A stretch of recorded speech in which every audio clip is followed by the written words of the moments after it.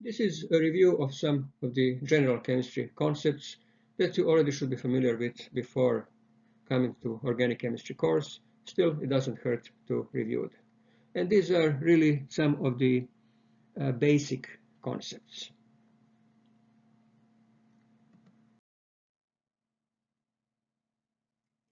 So first, let's look at one really trivial question. How many valence electrons does a phosphorus atom have? To answer that question, first we look at periodic table and look where is phosphorus in periodic table. So it's highlighted here in yellow. So phosphorus is in the group 15, and that means that phosphorus has 15 valence electrons.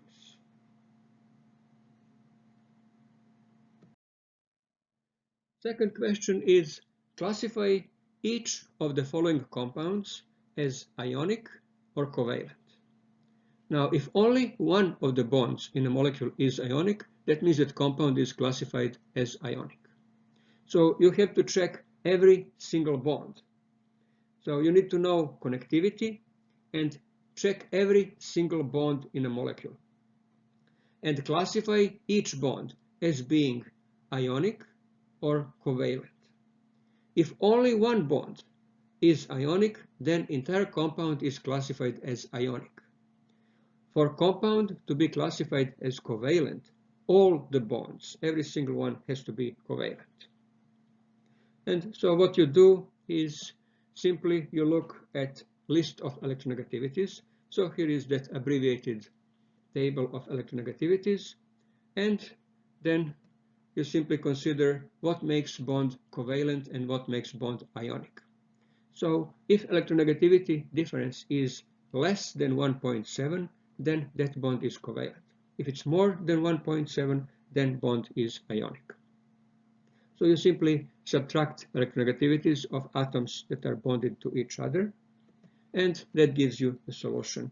So first compound, cesium chloride, that's ionic bond, so ionic compound. Same goes for calcium chloride, an ionic compound. Nitrogen dioxide, that's covalent compound. You have methyl magnesium bromide. Bond between magnesium and bromine is ionic, and that makes the entire compound ionic. And finally, HClO, chlorous acid, is covalent compound.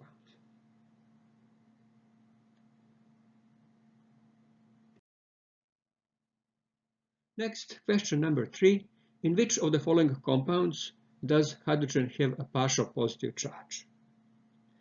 So again, we have to consider electronegativity difference. So these are compounds where hydrogen is bonded to another atom, and we look at electronegativity difference. So hydrogen is going to have positive charge if it's bonded to more electronegative atom.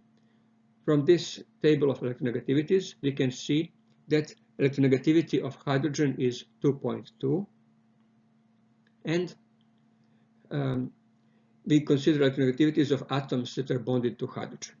And we can see that in compound B, hydrogen is bonded to oxygen, which has higher electronegativity. So that's the one where hydrogen has a partial positive charge.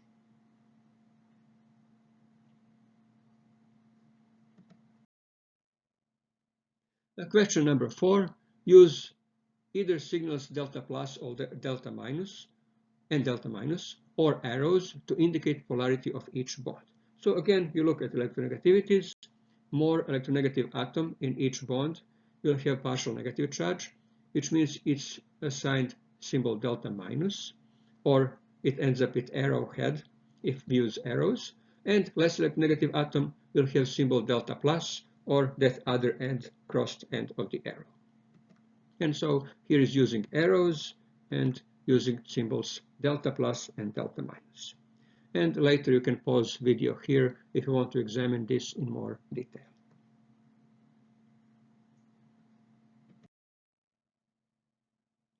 Now let's consider question 5.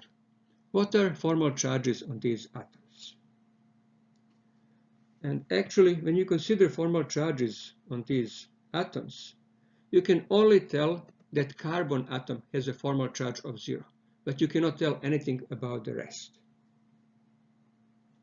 But then, when you look at question number 6, can you answer that question now? Yes, you can, because now electrons are shown, free electrons are shown. And from that, you can tell that nitrogen has formal charge of +1, sulfur also +1, and boron -2. To determine formal charge, we simply use a formula, number of electrons in ground state of an atom minus number of assigned electrons. And electrons are assigned in such a way that half of the electrons from each bond are assigned, and then free electrons are assigned to that atom. And question is why you didn't need any information about electrons on the carbon atom shown above. That's because in the formula CH4, carbon atom has 4 bonds and therefore its octet is filled. And it cannot have any more electrons. That means that all of the electrons are accounted for and are shown. So question number 8.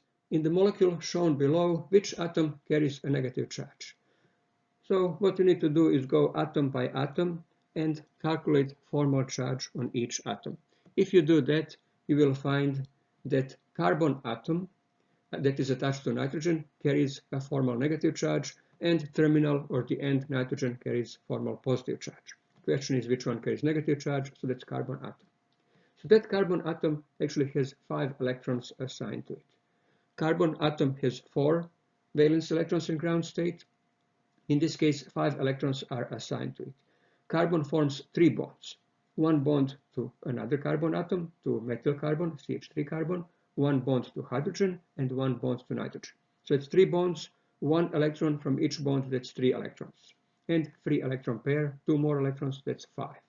4 electrons in ground state, minus 5 assigned electrons, minus 1, so that's negative charge.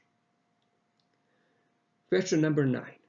How many free electrons are there on the central atom or central atoms shown below?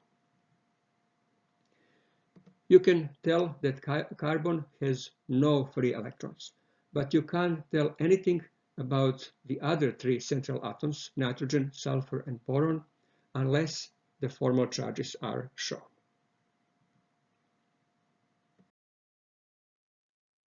And so 10, can you answer that question now? Yes, you can, because now charges are shown. And note that you have to be told that there is no charge on nitrogen atom. And only then you can tell that nitrogen has a free electron pair.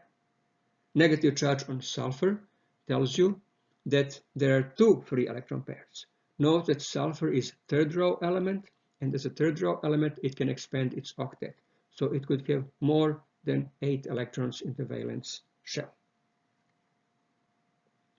And finally, why you do not need any information about the charge on carbon atom to answer question 9? That's as in question 7, carbon had octet filled, and so all of the electrons are represented and accounted for. So this completes this brief exercise on general chemistry.